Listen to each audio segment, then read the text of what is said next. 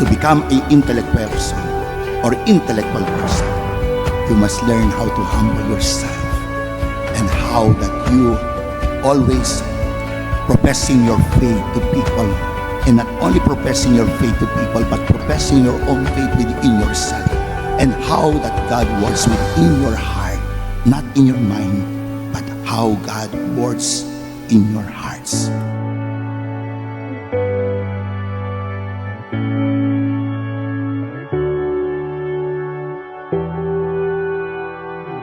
At doon nyo makikita ng higit ang katalinuhan, ang karunungang hindi aalisin sa inyo, sapagkat lagi niyong tatandaan at maging sa mga mag-aaral na narito ngayon, madaling magkaroon ng diploma, madaling magkaroon ng medalya at mga karangalan sa inyong pagsusunog ng inyong kilay, pero napakahirap maging edukado. Madaling maging edukado, pero mahirap magpaka-edukado, sapagkat maraming edukado na mal-edukado. Ulitin ko, maraming edukado na mal-edukado.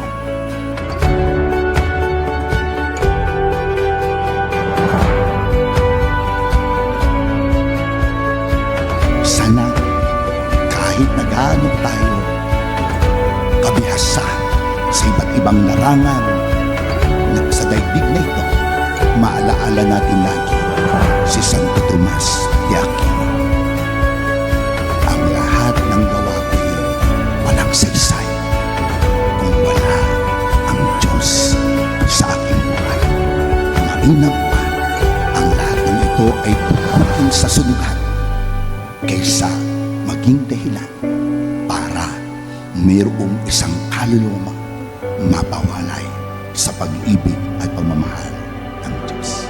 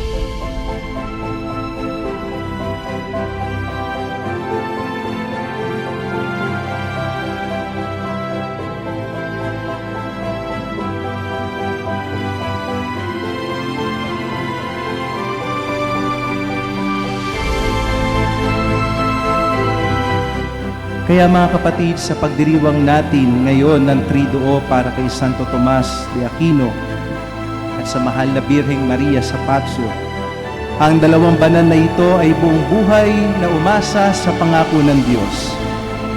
Si Santo Tomas, halos buong buhay niya ay inilaan niya sa pagsasaliksik sa katotohanan sa mga bagay-bagay at ang ugnayan nito sa Diyos na lumikha sa lahat. At nung natuklasan niya unti-unti ang katotohanan na yon, ito ang nagturo sa kanya na mayroon Diyos. At sa kanyang buhay ay itinuturo niya sa atin na ang sino mang gumagawa ng pagsasaliksik na ito, sino mang naghahanap sa Diyos sa kanyang buhay, sino mang nagsusumikap na kilalanin ang Diyos sa kanyang buhay, katulad na sinasabi sa unang pagbasa, ay palalawakin ang kanilang kaalaman tungkol sa katotohanang makapaglalapit sa Diyos.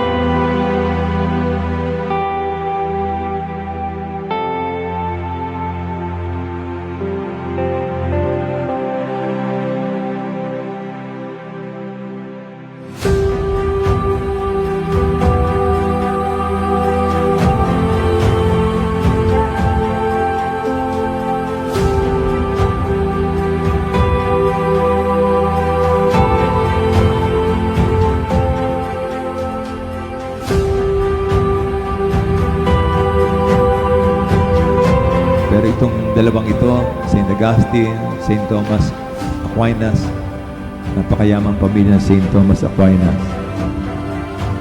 Nung mabalita ng nanay niya na gusto niya magpari, magdominikano, ano ginawa ng nanay niya? Ayaw na ayaw. Yung dalawang kapatid niya, kumuha ng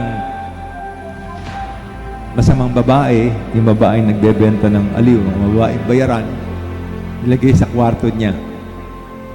Pero malakas ang kanyang control, malakas ang kanyang loob. Alam niya, mahal na mahal niya ang Diyos.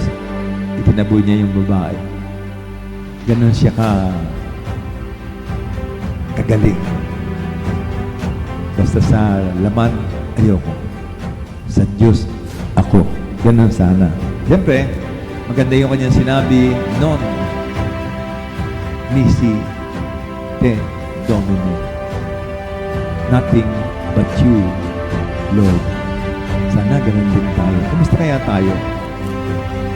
Ang gusto ng Diyos, siyempre, hindi lang yung marami kang alam, na malilimutan mo na ng karamihan. Ang gusto ng Diyos, siyempre, yung maganda puso mo, nagbago ka na, mas napabuti ka kaaral, pero pinakagusto ng Diyos, ma-inlove ka sa Kanya.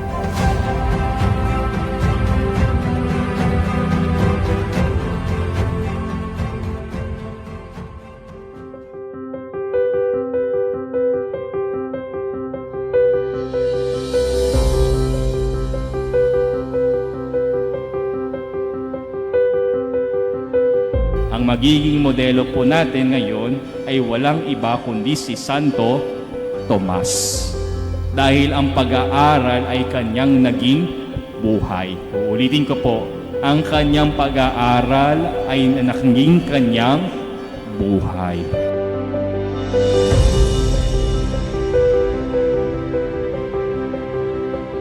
Tatlong letrang K po.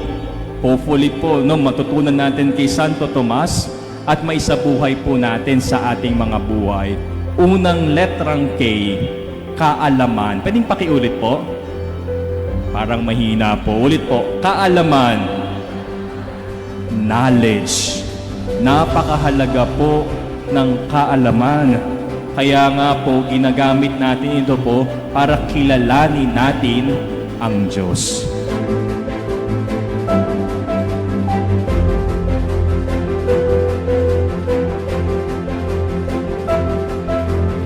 At sunod po nating letrang K, ang kaalaman ay magdadala sa atin sa kabanalan. Pwedeng kaulit po, kabanalan.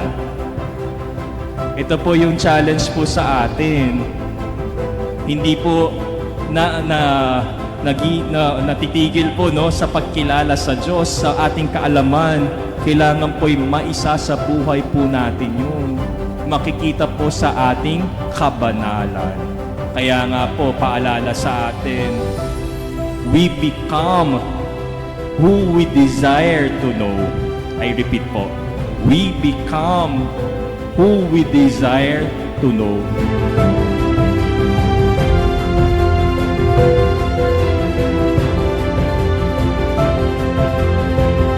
Ang ikatlo naman po ay kabuluhan. Meaning. Minsan po sa buhay natin, ang hirap magpatuloy kung wala po itong kabuluhan, kung wala itong kahulugan. Kaya nga po, paalala po sa atin ni Santo Tomas, gamitin po natin ang lahat ng ating kakayanan upang tuluyan nating makilala ang Diyos na magdadala sa atin sa kabanalan.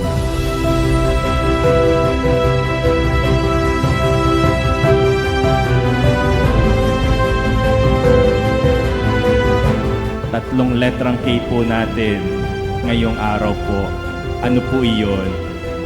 Kaalaman, kabanalan, at kabuluhan. Nawa po sa pagdiriwang po natin sa kapiestahan ni Santo Tomas, maalala rin po natin kung paano tunay na maging disipulo ipinakita po sa atin ni Santo Tomas at paalala sa ating ebanghelyo ngayong araw. Matuto po tayong maging mapagkumbaba. Dahil ang taong mapagmataas wala pong espasyo o hindi magkakaroon ng espasyo ang Diyos sa kanilang mga puso. Pero ang taong mapagkumbaba, laging maglalaan ng espasyo sa Diyos at gagawa ng paraan upang lalo siyang makilala.